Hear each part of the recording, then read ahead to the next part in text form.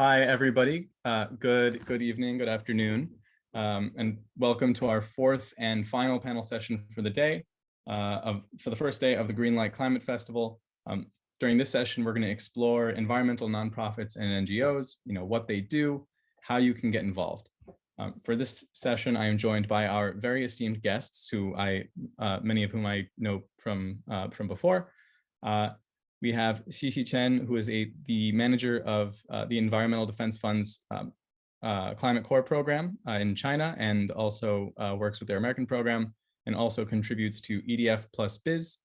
We also have Sanya Detweiler, who is the associate director of the Clinton Climate Initiative at the Clinton Foundation. And full disclosure, I used to work for Sanya, had a phenomenal time, and happy she could fawn over my phenomenal work if she would like.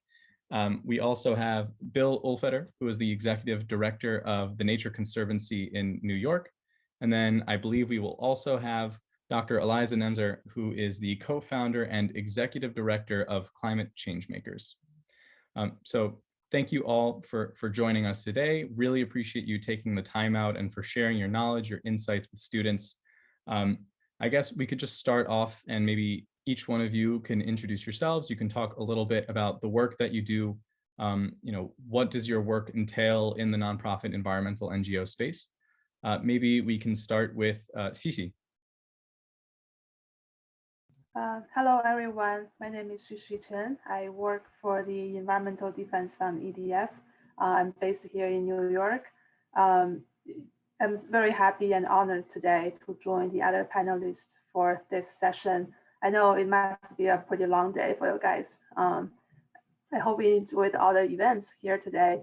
Actually, EDF is an environmental organization, nonprofit organization founded in 1967 and headquartered here in New York.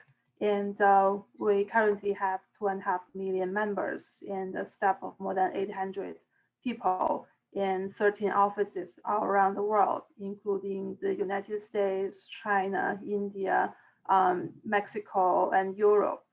The major areas of our work actually include the climate and energy, oceans, ecosystems, and public health. And in the very beginning, EDF originated from the famous DDT case here in the United States back in 1960s. And it was funded by scientists and attorneys. And also, EDF was the first US environmental organization ever hired economists in the staff. And this pattern is kept until today. I still work with a lot of colleagues who are scientists, economists, or attorneys here. And EDF really heavily focus on looking for innovative market-based solutions to solve the environmental and climate problems. And that's why we work very closely with the business sector. I myself come from the environmental EDF+Business program, which is a cross-cutting program focusing on engaging with corporate partners. Hi, Eliza. Focusing on engaging corporate partners and helping them to make data-driven strategies or deploy market-based solutions through multiple initiatives. I particularly focus on two initiatives. One is called a Climate Core, which is a fellowship program. Another one is called a Green Supply Chain Initiative, focusing on retail partners. I would like to talk a little bit more about the fellowship program, Climate Core, which is actually my favorite here at EDF, because this program really focuses on young people, young students. So every year we recruit graduate level students. We recruit more than 100 both in the US, in China, and from this year, starting in India as well.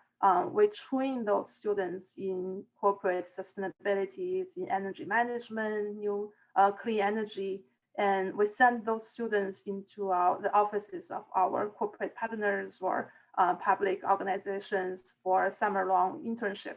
The topics of the project include clean energy, energy efficiency, or greenhouse gas emission reductions, or other topics in corporate sustainability. This program is not only focusing on engaging with the business sector through those consulting-oriented projects year after year, trying to help them to move forward on their corporate sustainability path, but more we want to focus on fostering the next generation of business leaders. We thought it will be better to embed the sustainability DNA into young minds rather than to engage with CEO. Maybe it's too late. So we really want to educate the young generation to work in this field, and we want to focus on build a platform, a network for those young minds. Tell them how to build their career in this field, and let them to change ideas, to change some information. And if you are interested in this program, you can visit our website, EDF+Climatecorps.org. And usually the application starts in the fall. And even though if you don't have time in the summer to do such a project with us as a fellow, you still can benefit from our network, because every year we do have webinars open to the public on a variety of topics in this space. And we invite internal and external space to talk at our webinars. We also have those webinars not only targeting, focusing on some specific topics in sustainability, but also help students to better write their resume or better get information in the career development space, just trying to build this broad network for young students.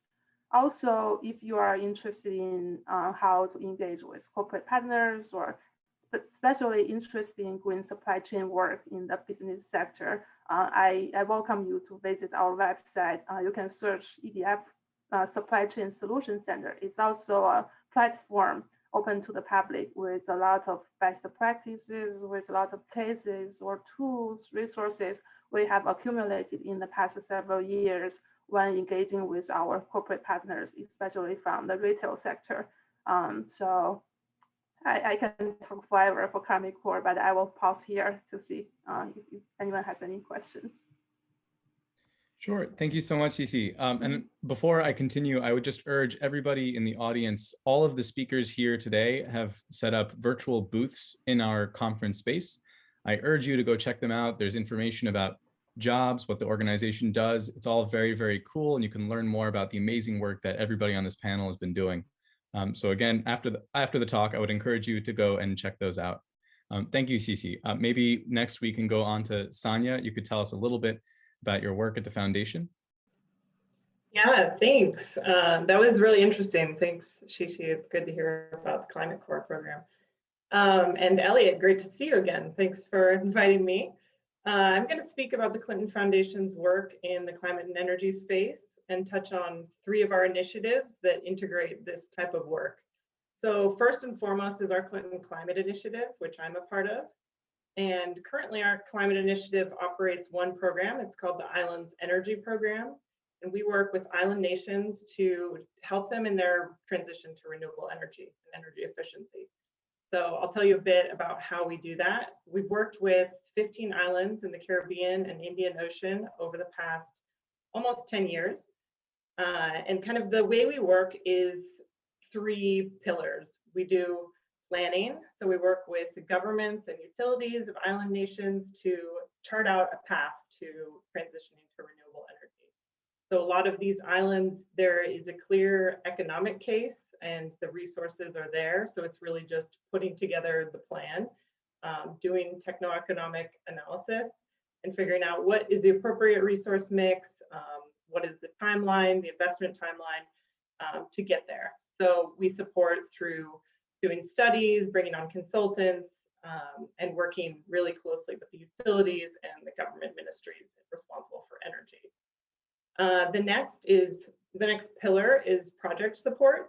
So we work to push forward projects that are first in kind in these countries. So say they don't have a utility scale solar project yet, but would like to implement one.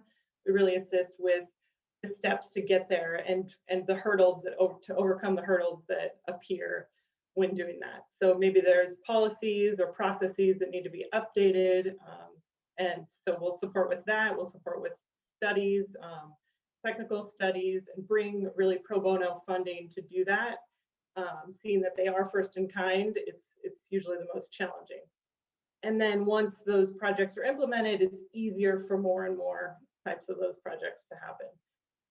So we're there to do project support. And then lastly, our third pillar is capacity building, which is really kind of core to this, which is involved in the planning and the project support. So we bring on trainers and we ensure that the folks at the government, at the utility, private sector are trained up in these technologies and how to remodel the grid if they want to change their plan, or how to do some of these studies in-house or in-country once we leave. And we also, part of our capacity building, we also run a mentorship program for women in renewable energy called WIRE. And so that is a network of women. We help promote speakers on different panels, and we also pair more senior women with more junior women in the sector, and they go through a 2-year mentorship program where really the idea is just to advance women's voices in the industry and provide opportunities. So that's kind of our core, the way we work. We also have done some different types of projects since the hurricane season of 2017. These are more community scale renewable energy resilience projects. So we've really included more of a focus on resilience since that season. And specifically, we've worked a lot in Puerto Rico and the US Virgin Islands that were hit pretty hard by those hurricanes. And also now in the Bahamas, which was hit hard after the 2019 hurricane season. So our team has project managed and led the installation of solar and storage microgrids at critical facilities, mostly clinics and hospitals in Puerto Rico and also in the US Virgin Islands. And we're currently implementing projects at critical facilities in the Bahamas. So that's the Clinton Climate Initiative. And now I'll touch on our Clinton Global Initiative, which also has aspects of climate and energy and sustainability that might be of interest. So the Clinton Global Initiative has been around over 15 years. The foundation is celebrating its 20th anniversary this year. So CGI has been around pretty much since the beginning. And CGI brings together leaders from government, nonprofit, and private sector to discuss issues, specific issue areas, and to not only discuss, but to spur action to tackle those issue areas. So the way that we do this, the way that CGI does this is through what we call the commitment model. And the commitments are specific, measurable projects or initiatives that CGI partners, so this can be anyone, comes together, commits to do, and then works towards. And then we highlight those on stage, usually in person, this year virtually, with Bill Clinton, with Hillary and Chelsea Clinton and other leaders to really recognize those actions. So currently the CGI program has 2 action networks, so around 2 specific areas. One is our post-disaster action network, and that was launched after the 2017 hurricane season. And typically there's multiple meetings per year in person in the Caribbean. However, this year it's been virtual. And there's many topics that are addressed in that action network. So health, education, small business continuity and development, agriculture and food systems, and then of course, resilient energy. So many of you have probably heard about the power outages that happened after those hurricanes. And so we're working on ways to build the energy systems back better so that they are more resilient in the face of storms like that. So that's the Action Network on Post-Disaster Recovery. The other Action Network I'd like to mention just launched this year, and it's an Action Network on inclusive economic recovery. It's domestic, it's focused domestically in the US, post-COVID. So this one is tackling issues related to housing, entrepreneurship, women in the workforce, and green jobs. So we see that green jobs are going to be a big part of this recovery. So that's one of the important subject areas. So the CGI Action Network is going to be both action networks are putting on events virtually that people can join. It's free to join our network. There's a webinar series coming up in April 14th to 15th called Expanding the Future of Work. And that's as it relates to COVID and the recovery in the US. And you can find more information on the CGI website. You can go to the Clinton Foundation website. Also on social, Clinton Global is the social for CGI. And then there's going to be another event in late May focused on the Caribbean Action Network and a focus on sustainability and clean energy in the region with some panels on workforce development in that sector. So that's CGI. And lastly, I wanted to touch on CGIU, which maybe some of you have heard of. It's the university version of CGI. And maybe some of you have participated in the past. We bring together hundreds of university students, changemakers, really students who are interested in making social change, a lot in the climate space. And usually it's an annual in-person convening. This year it was virtual, and it actually just happened last week. So you can find more information about that on our website and also at CGIU for their social media. A lot of the sessions were recorded. We had some really great speakers. So in addition to that annual meeting, there's also hackathons that happen throughout the year. I wanted to mention a couple of those. They are the Verizon Partnerships. So we're doing a partnership with Verizon called the Social Innovation Challenge, which is underway currently, and actually submissions are due tomorrow. So it's a bit late, unfortunately, but if you are interested and motivated, you can go to cgiu.org/Verizon Challenge. And one of the thematic areas is climate justice. So very, very appropriate for this audience. And then we have a partnership with IBM where we do several hackathons throughout the year. And this year, the focus is climate. So there's a lot of those. You can go to cgiu.org/hackathon to sign up for updates on when the next one will be. And there are cash prizes for the winners of these. So as you can tell, there's a lot going on at the foundation that you can get involved in. So feel free to visit our careers page and our internships page, because we have internships also, and reach out to me if you have any questions. Thank you so much, Sanya. Yes, I encourage everybody to go check out the booths, panels. The Clinton Foundation is doing phenomenal work, and we were really appreciative when Secretary Clinton tweeted and posted about the Greenlight Festival yesterday. That was really cool. I know a lot of the attendees thought that was pretty great. So maybe next, if we could just go to Bill, if you could just take a couple of minutes, tell us a little bit about the work that you do at the Nature Conservancy. Sure. Thanks, Elliot. It is a pleasure to be here with this group of panelists and everybody who's either like watching live or will be watching subsequently. I mean, the fact that you're tuning in is a huge statement about the kinds of things you're interested in. And you know, all of these organizations are fantastic, and working for, I guess, a just cause or working for purpose is, you know, I think I'm a little bit different, like I'm longer in the teeth than most of this crew. I've worked for the Nature Conservancy for 25 years now.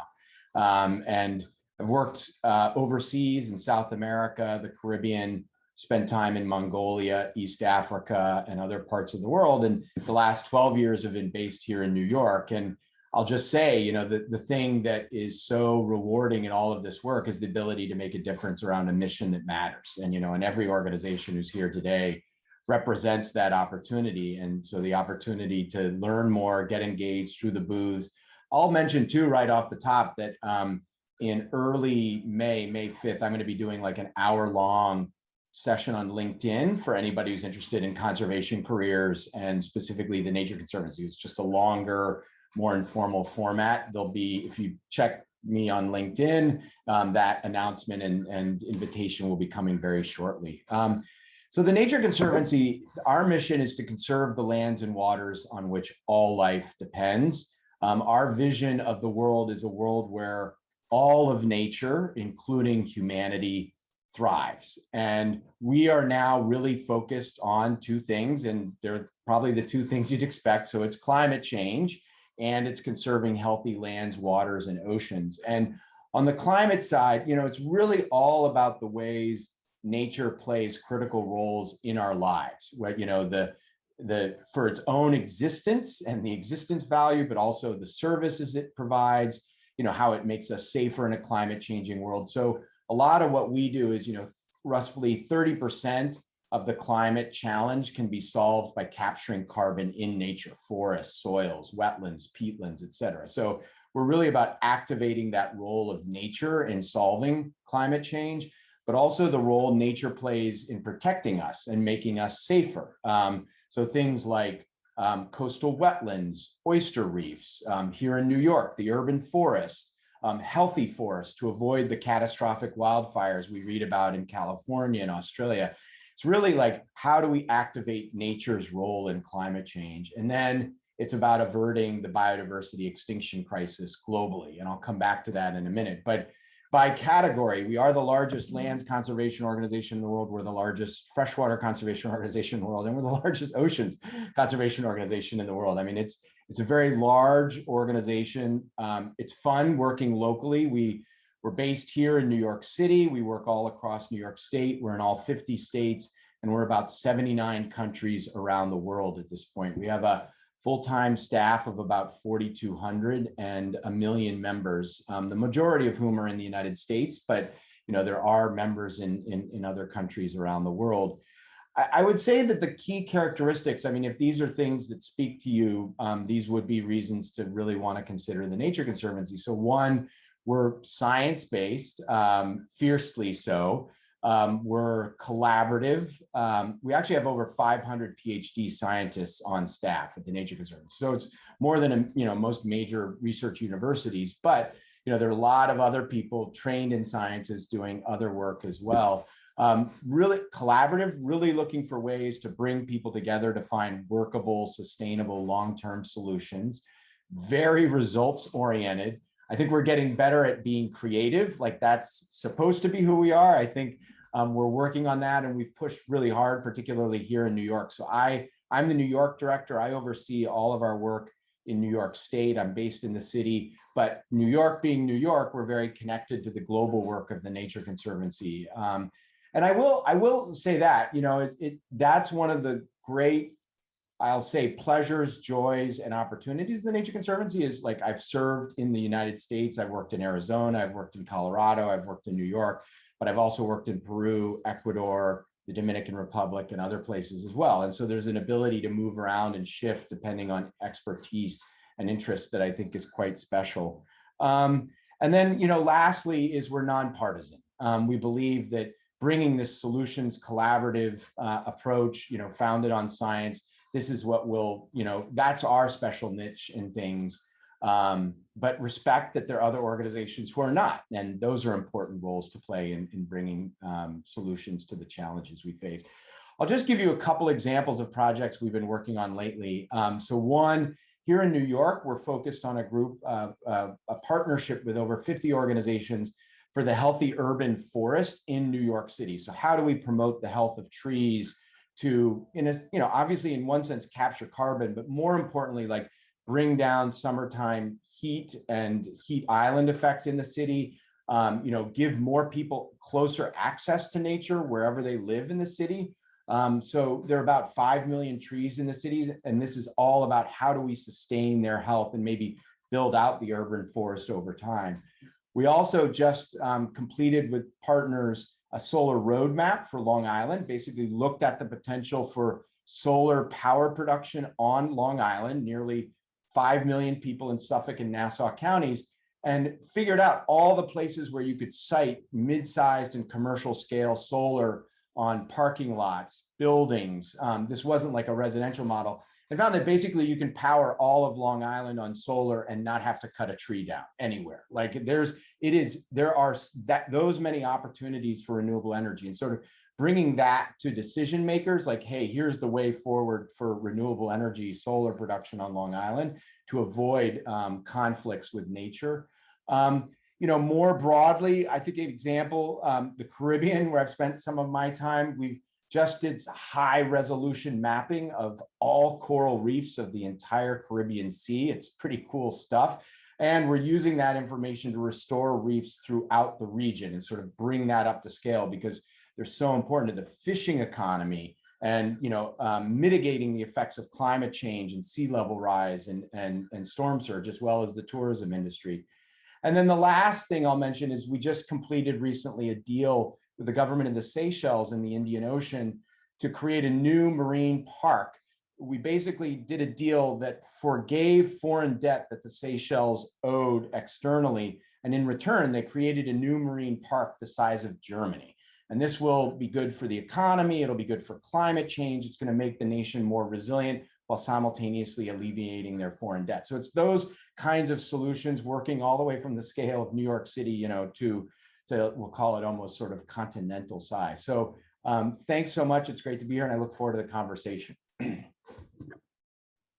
Yeah, thank you so much, Bill, for sharing. And it's really cool how all of you are kind of, you know, promoting, conserving, protecting the environment. You're all doing it in like unique, innovative ways. And I think it just goes to show for all of our listeners that, you know, there's no shortage of opportunities working in the space, and there's a million and one ways to get involved. I know you mentioned that TNC is not a partisan organization. So you probably avoid the political question and political advocacy in general, but maybe we could turn it over to Eliza, the director of Climate Changemakers, to talk a little bit about her work and how she gets involved in the political space for climate action. Thank you, Elliot, and thanks for including me and organizing. And hi, everyone. I'm so glad to be with you guys and contribute to this panel. This is an awesome festival you guys have put together. So let me introduce myself. I actually am a PhD earth scientist. I used to work on earthquakes. About 4 years ago, I got hit over the head with the realization that climate change is scarier than earthquakes, and we have a hugely political problem on our hands. So I've co-founded Climate Changemakers with some other climate concerned folks. The idea was, let's create an outlet for climate concerned folks to get political in a nonpartisan way. Let's look at elections through a climate lens. Let's advocate for low-hanging fruit climate policy in partnership with lots of other organizations.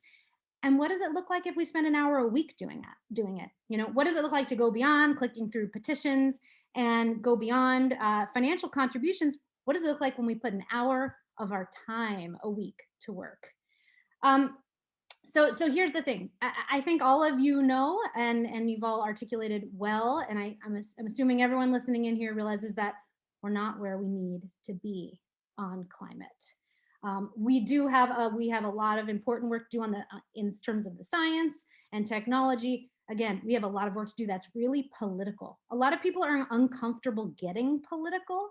So one of the things we're doing at Climate Changemakers is taking the yuck out of it. We're kind of demystifying what does it look like. Let's take the partisan stuff out of the equation, check your partisan affiliation at the door, and let's talk about electing candidates.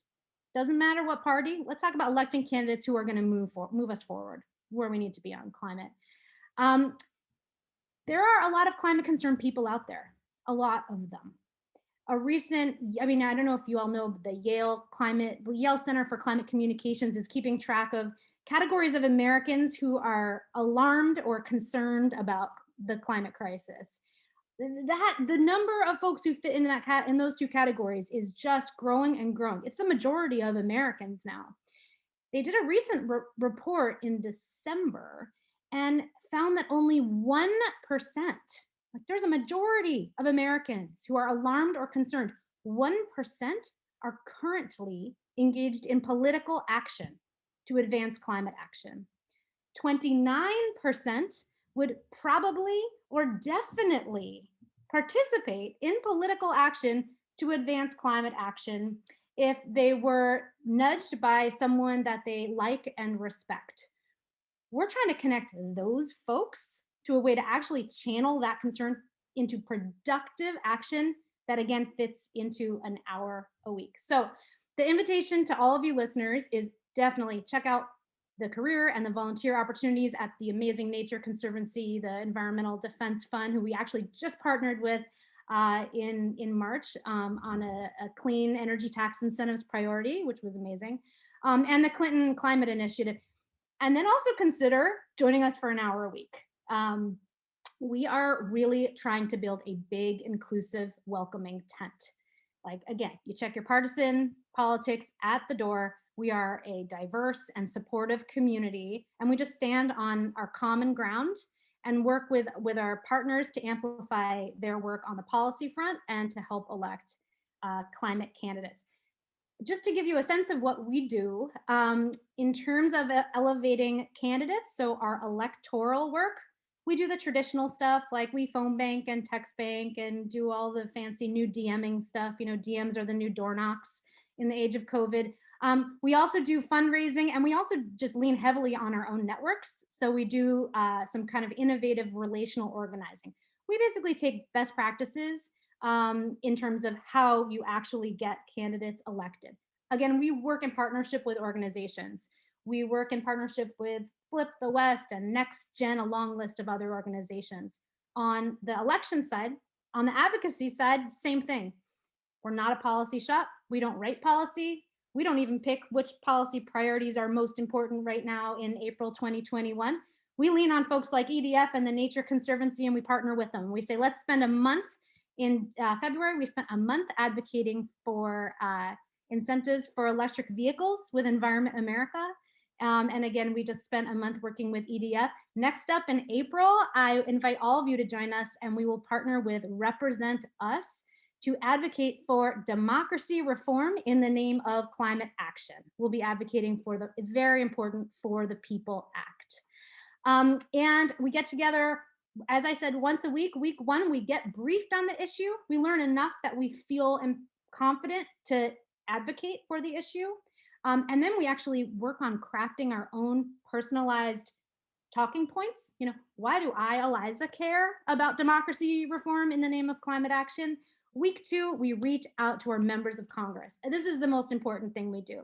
Climate Changemakers is for folks who are already voting and concerned enough to do more. We're trying to make it cool to reach out to your members of Congress. Week two, we do that using every constituent channel available. Week three, we influence the influencer. And week four, every single month, we have a live climate conversation with a member of Congress. We've met with Representative Andy Kim from New Jersey, Representative Josh Harder from California. We just met with Representative Scott Peters. We talk about climate. And really our kind of entire ethos is meet everyone exactly where they are and ask them to be a climate change maker. Lean in a little bit more, be a little more ambitious. We ask that of our volunteers and our members of Congress. So I see some climate change makers in the audience here today, and I hope the rest of you will check us out at climatechangemakers.org. That's how you join our Slack, and you will be greeted with a warm welcome, and we'd love to have you take action with us. Thank you so much, Eliza. Yeah, and I think just to touch upon, you know, one of the things that you said, where you're connecting this 1% constituency with the constituency with a 29% constituency. That's something that we're trying to do with the Greenlight Climate Festival. There's, you know, as you all know, there's tons of jobs and opportunities working in the climate space. And there's plenty of young people who are passionate about this that want to do it. How do you connect those two dots? And I also attended recently one of the Climate Change Makers conversations with Representative. It was really great. Again, recommend to all of you to check out the booths of everybody here, of every organization that's here on this panel. I would like to ask all of you a question about, you know, process and form. And, you know, there's obviously a lot of ways to fight climate change. You could be a company, you can go into public service, but all of you are working in this kind of nonprofit, NGO, civil society sector. And I guess I'm wondering, you know, what are some of the advantages and disadvantages of being an organization like this working on climate? And maybe we could start with Sanya. Sure. Yeah, I think there's a lot of advantages. Bill touched on this, which is you get to work on issues that are super meaningful to you. And you're measured in terms of impact, not necessarily dollars or profit. And typically it's very personally fulfilling and interesting, just, you know, to your mind. That's what I find. Also, you can work on behalf of populations that wouldn't typically have representation. So in Puerto Rico, a lot of the projects we did were with critical facilities, public facilities that normally wouldn't have solar developers knocking on their door and saying, let me install you a solar system. Private sector would typically be more focused on who could pay. So it's really great to be able to work with who needs it the most. In terms of disadvantages, I mean, one I can think of is that the nonprofit sector just really can't impact at the scale that government can, for example. So I think that's one big difference. And then obviously fundraising. But I think the advantages definitely far outweigh the disadvantages. Great, thank you. Maybe Xixi, do you have any thoughts on, what are some of the, from an environmental defense fund's perspective, what are some of the advantages, disadvantages of being a nonprofit organization? Sure. I can think of two aspects based on my work. First, as I mentioned earlier in my introduction to Climate Corps, I think we are, as a nonprofit organization, in the perfect place to be to build the platform, to work on capacity building, on training, education, build the platform, the network for best practice sharing with all kinds of stakeholders, partners, not only business, corporate partners, but also from the governmental sector or young students from universities, schools. So we are a kind of platform builder for best practice sharing with a bigger picture. A second aspect I can think of is the role we take, especially when engaging with the business sector. We are not their business partner, because when working with those companies, EDF's the number one stand is not to charge anything from those companies. We have other resources for our support, but we do not charge them. So this could give us a better and more neutral position to advocate our ideas. We're not always a cheerleader for those companies to say where they do well, but we could also have the different voice to say you can do better. Where are the areas you can have better opportunities? You can push harder to make the change. So that's the two aspects I can think of. Yeah, thank you. And I think that speaks a little bit to what Sanya was saying before about, you measure an impact and not just the pay, and, you don't have to rely on this external, funding from these corporate partners. You can do the work, you deliver the results, and you don't have to worry about, profit margins or anything like that, that you can focus on the impact. Bill, maybe you could just share a little bit, in your experience at TNC, what are instances where being a nonprofit organization has really enabled you to do something versus when it's disadvantaged you in some way? Yeah, and I'll actually answer it in two parts, and one is just kind of deviating a little bit, which is there's also just the variety of different nonprofits, and so there's the corporate sector, and we all appreciate that's a very rich and diverse environment.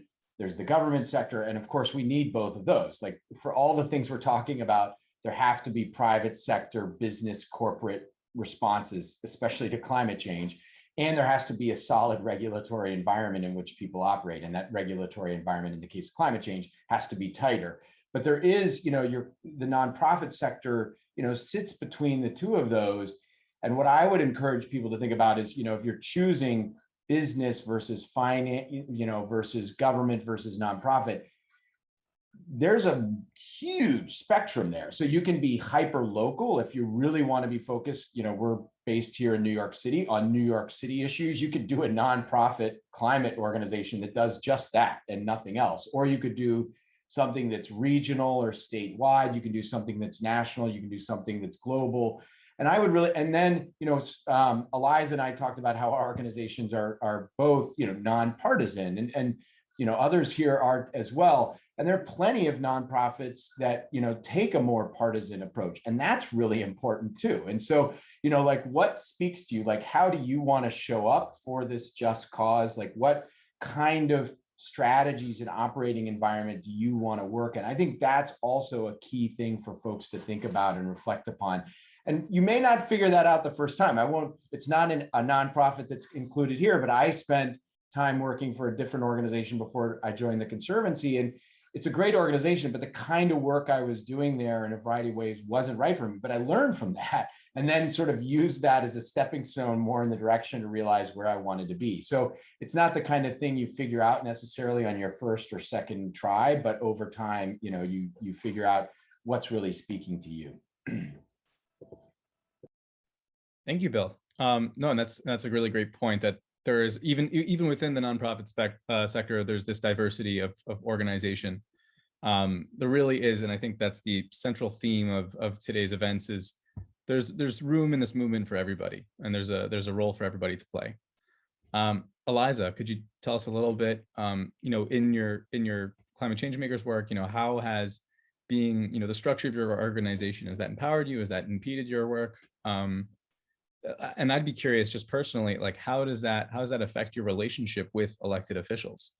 Because that can also be tricky. Once you touch that animal, it changes the nature of the conversation. So I'd be curious to hear a little bit more about that.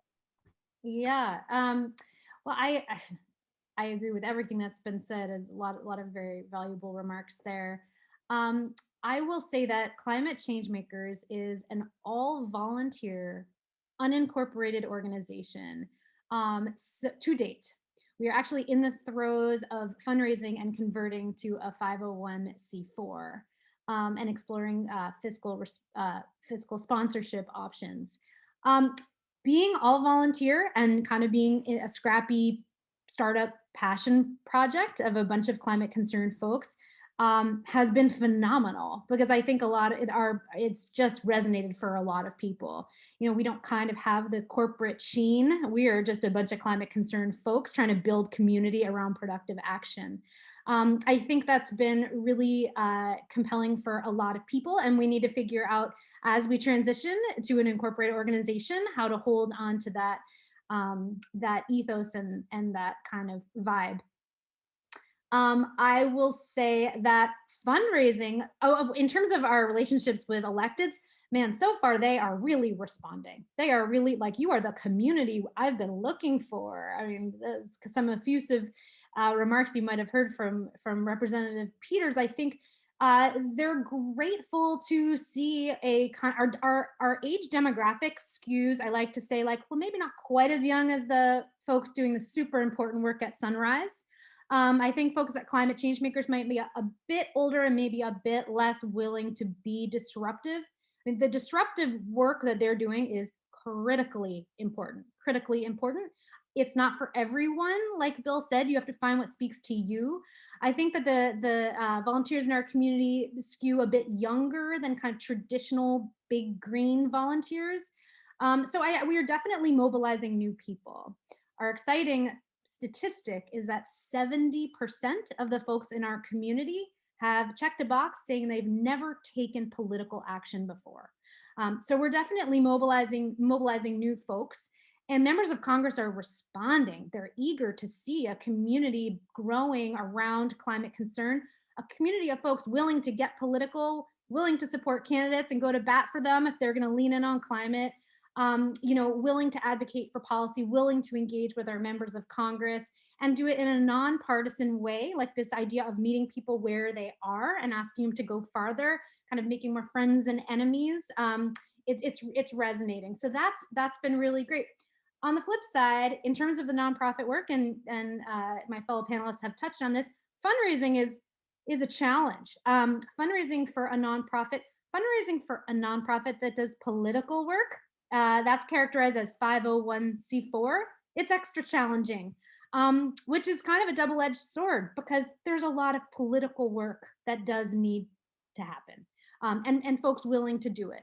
So the kind of funding universe, it would be great to see a transformation and a real expansion of the kind of donors and funders who are willing to support political climate work that is categorized as 501c4. And I think that that's starting to happen. But yeah, I mean, I'm really thrilled to be doing work I just believe so deeply in, and to be connected to this amazing and growing network of volunteers who are literally showing up for an hour a week because they think it makes perfect and complete sense to spend, an hour, 1 hour less a week doom scrolling and 1 hour more a week doing productive work collectively in community with other like-minded folks. Great, thank you so much for sharing, Eliza. I know we're out of time, but I was wondering if I could just ask one last question that we received from the audience that I'll give it a little bit of an augment. Somebody in the audience asked, how do you, because obviously even if you're not a partisan organization, you still have to kind of fly by the nature of politics, and you have to operate within, for example, the highly partisan environment that we're living in. And obviously climate change, it's such a critical and such a fast moving thing. We only have about 7 years until, the effects become irreversible. How do you in your work navigate this highly partisan environment to actually get things done? And I was wondering if maybe just each of you can just give us a quick hit, 30, 45 seconds, a minute, telling us about how you do this work. And maybe we'll start with Bill. Well, one thing folks can do is on the Nature Conservancy's website, nature.org/speakupfornature. There's a guide there about things folks can do, no matter what age you are. But I'll say this, for the Nature Conservancy, what we're learning is this engagement is increasingly not just about strategy, and this makes it more complicated, but it's important. It's also about values. And it's tricky. And so we're nonpartisan, but we're still very involved in things like trying to get a $3 billion climate bond act passed here on the ballot this fall and passed by New Yorkers. Like, we are very involved in that. We would raise money, but we're not endorsing candidates. So that's how we remain nonpartisan, but we still get into political fights, and that's okay. But increasingly is understanding how we bring value structure and not just like mission strategy. That's key to doing this work successfully. Thanks, Bill. Thanks for sharing. Maybe Sanya, you could tell us a little bit about your thoughts on this. Yeah, sure. And while our founders do have a party affiliation, our foundation is nonpartisan and we're focused on the work. So we're a 501c3. But by the nature of CCI's work, working with island nations, we do work with governments and we work with political appointees. So, I mean, what we do is we are focused on the issues. And for a lot of the leaders in the Caribbean, they are very, very prevalent. Like, climate change is happening now. Hurricanes are destroying communities now. So we've actually been really fortunate that essentially all the leaders we've come across are on board with the cause. They want to adapt immediately and they want to mitigate as much as possible, even though they know that their share is not very large. Island nations really are only something like 1% of global emissions, but climate change is happening and it's happening quickly. So fortunately, a lot of the leaders we work with are all on board with the cause, and it's really just getting down and dirty about what's the plan. So that's how we address it at CCI. Great. Thank you for sharing. Eliza, maybe you can just, I'm sorry, Xixi, right? I guess you were next. If you could just quickly tell us, your thoughts on this, how do you navigate the part, how do you navigate the environment to get immediate action at EDF? Sure. EDF has a lot of work in this space in different directions on policy advocacy. I'm just talking about my work from EDF+ business perspective when engaging with business sector and the young community. We actually at Climate Core program, we focus on 2 strategies when engaging with those young community. First, we started having this kind of workshop on policy advocacy from a few years ago, trying to educate the young community more about how to do policy advocacy on the community level, how to do community organizing work. So we can do things from very small in your community. And we're trying to focus more on educating those young people who can spare their time after work doing those community work. And the second strategy we started recently is to more focus on the justice issue, environmental justice, energy justice, and we highly involve the DEIJ, diversity, equity, inclusion, and justice issue into our program. For example, we increased the percentage of project in our pipeline to focus more on the public sector for this year, to get more project in the lower income community. And also trying to diverse our students group from lower income community, or just trying to do more work in the environmental justice space. That's our 2 strategies for now. Very cool. And maybe we can just finish off really quickly with Eliza to tell us a little bit about how, explicitly you kind of navigate this environment. So we just try not to use words like Democrat and Republican as much as humanly possible. and we just talk about leaning in on the climate crisis. We have this metaphorical t-shirt that we like to put on policymakers that come talk with us and really ourselves. And the t-shirt just says, I'm a climate change maker, not a climate spectator. And we will put that t-shirt on anyone who's willing to wear the shirt. I mean, that's the idea. Like, are you willing? Are you a climate change maker? Cool. Like, let's figure out how we can support each other and just like do more. There's a lot of work to do. So yeah, we step around it by not using the terms. We will work with anybody who really means business. And it's exciting to see a bit more, a broadening coalition of folks who mean business on climate. So we want to be a part of that in all the ways that we can be helpful. Great. Thank you so much for sharing. And just to everybody in the audience, one last time, just going to urge you to check out the booths, to sign up, for Climate Changemakers, EDF, Climate Initiative, TNC. Just check out these amazing organizations, the work they're doing. The first step to getting involved is learning more. And here we are. We have 4 incredible experts and leaders in the space that have given you their insights. Don't waste the opportunity. Learn more. Get involved. Take action. And I would just like to really quickly say thank you so much to our amazing panelists. We really appreciate you taking the time out, sharing your knowledge, sharing your experience, and thanking you again just for participating in the Greenlight Climate Festival. And we hope to see you soon.